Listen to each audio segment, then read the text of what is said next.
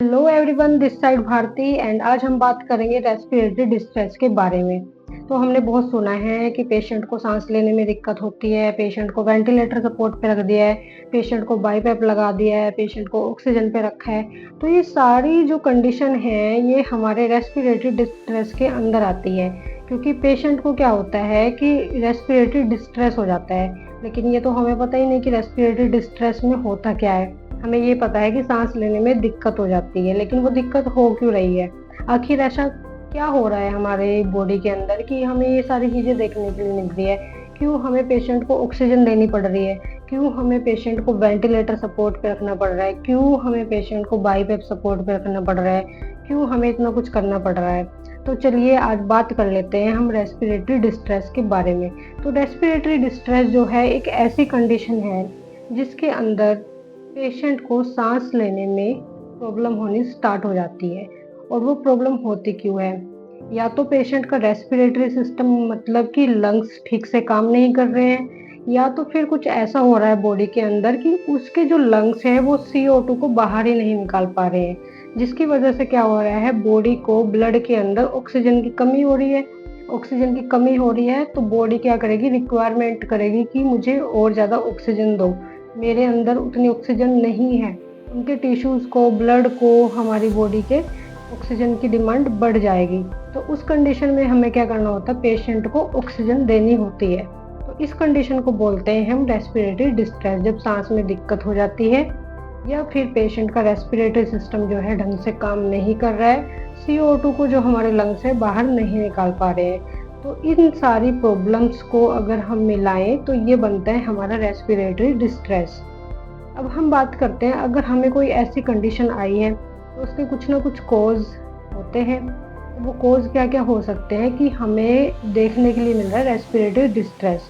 तो नंबर 1 पे आता है हमारा अस्थमा, फिर आता है हमारा निमोनिया, COPD, कोविड-19 भी इसके अंडर आता है, लंग इंजरी कोई हो गई है वो भी इसके अंडर आता है, एंड कोई एलर्जिक रिएक्शन हो गई है वो भी कॉज कर सकता है रेस्पिरेटरी डिस्ट्रेस को। और कोई हार्ट फेलियर पेशेंट है तो उसको भी रेस्पिरेटरी कॉज हो सकता है। तो ये सारी कंडीशन क्या कॉज कर रही है, रेस्पिरेटरी डिस्ट्रेस। ठीक है, अब बात करते हैं हम इसके साइन एंड सिम्टम के बारे में। इसके कौन-कौन से साइन एंड सिम्टम हमें देखने के लिए मिलेंगे? देखो, जब कोई डिज़ीज़ हमें होती है या तो उसके कुछ कारण होते हैं कि इस कारण से वो हमें हुई है, ठीक है? जो कारण मैंने आपको बता दिए हैं। फिर उसके कुछ सिम्पटम्स हमें देखने के लिए मिलते हैं जिससे हम डायग्नोज़ करते हैं कि पेशेंट को एक्चुअल में हुआ क्या है, पेशेंट का डायग्नोज़ क्या है। तो सिम्पटम के बेस पे हम क्या करते हैं, पेशेंट का डायग्नोज़ बनाते हैं। तो क्या-क्या सिम्पटम हमें रेस्पिरेटरी डिस्ट्रेस के पेशेंट के अंदर देखने के लिए मिलेंगे? सबसे फर्स्ट नंबर पे आ जाता है, क्योंकि रेस्पिरेटरी डिस्ट्रेस है तो क्या होगा, ब्रीथिंग डिफिकल्टी होगी। ठीक है, ब्रीथिंग डिफिकल्टी देखने के लिए मिलेगी हमें पेशेंट के अंदर। सैचुरेशन हमें उसकी कम देखने के लिए मिलेगी, बिलो 80 चली जाएगी। ठीक है, टैकीकार्डिया हमें देखने के लिए मिलेगा पेशेंट के अंदर। चेस्ट पेन उनसे होना स्टार्ट हो जाएगा, क्योंकि वो क्या कर रहा है, रैपिड ब्रीथ कर रहा है। उस कंडीशन में क्या हो जाएगी, पेशेंट को चेस्ट पेन होना स्टार्ट हो जाएगा।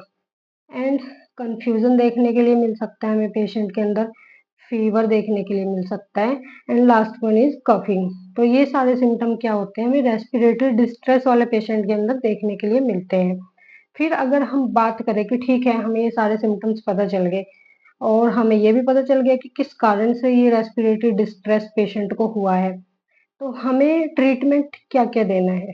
डायग्नोज़ हो गया है, सिम्पटम पता चल गए हैं, एंड लास्ट में अब हमें बात करनी है कि ठीक है, हमें पता चल गया, डायग्नोज़ बन चुका है, पेशेंट रेस्पिरेटरी डिस्ट्रेस करके हमारे पास आया है। ठीक है, तो उसको ट्रीटमेंट हमें क्या देना है?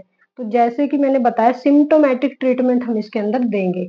सिम्प्टोमैटिक ट्रीटमेंट क्या हो सकता है? देखो, पेशेंट को हो रही है सांस लेने में प्रॉब्लम, तो उसको हम क्या देंगे, ऑक्सीजन थेरेपी। ठीक है, क्योंकि ऑक्सीजन की कमी हो रही है, सबसे पहले आपको क्या करना है, ऑक्सीजन थेरेपी देनी है।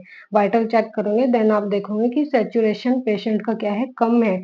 तो उस कंडीशन में आप क्या करोगे, ये तो कॉमन सेंस है कि आपको क्या करना है, पेशेंट का ऑक्सीजन लेवल चेक करना है एंड उसको O2 थेरेपी देनी है। फिर आता है हमारा नेबुलाइजर एंड इनहेलेशन। पेशेंट को क्या करना है, नेबुलाइज करना है ज़्यादा टाइम तक हमें, कम से कम 10 से 15 मिनट हमें क्या करना है, पेशेंट को नेबुलाइज करना है। एंटीबायोटिक्स देनी है क्योंकि इन्फेक्शन है, पेशेंट को फीवर है, तो इट मीन्स बॉडी के अंदर क्या है, इन्फेक्शन हो रखा है। तो इस कंडीशन में क्या देंगे, हम पेशेंट को एंटीबायोटिक्स देंगे। एंटीबायोटिक्स कौन-कौन सी दे सकते हैं, सेफेक्टोज़ोन दे सकते हैं एंड अज़िथ्रोमाइसिन दे सकते हैं। एंड वो हमें पता चल जाता है कि जब हम कल्चर भेजते हैं तो कौन-सा बैक्टीरिया बॉडी के अंदर ग्रो कर रहा है, उसके अकॉर्डिंग एंटीबायोटिक्स चलती हैं। लेकिन फर्स्ट ऑफ ऑल हम सेफेक्टोज़ोन दे सकते हैं पेशेंट को। उसके बाद आता है डायरेटिक्स, डायरेटिक्स दे सकते हैं। अगर आपको पता चला है कि पेशेंट को अस्थमा था, तो हम क्या देंगे, पेशेंट को ब्रोंकोडायलेटर देंगे, ठीक है? स्टेरॉइड थेरेपी देंगे हम, ये सारी चीज़ें देंगे और डायरेटिक्स भी देंगे अगर वो हार्ट से रिलेटेड पेशेंट को क्या हुआ है, रेस्पिरेटरी डिस्ट्रेस हुआ है।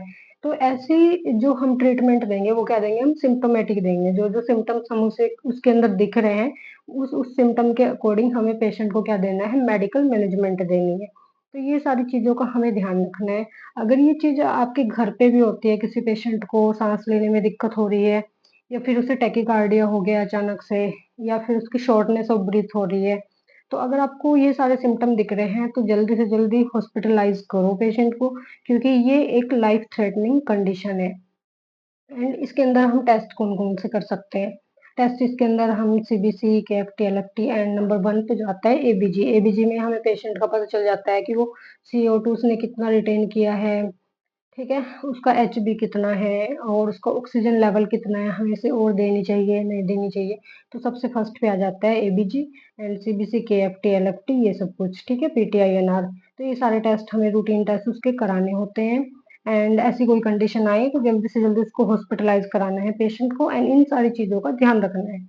अगर ये वीडियो आपके लिए हेल्पफुल रही है तो हमारे चैनल को लाइक एंड सब्सक्राइब ज़रूर करें एंड मिलते हैं नेक्स्ट वीडियो में, तब तक के लिए बाय-बाय।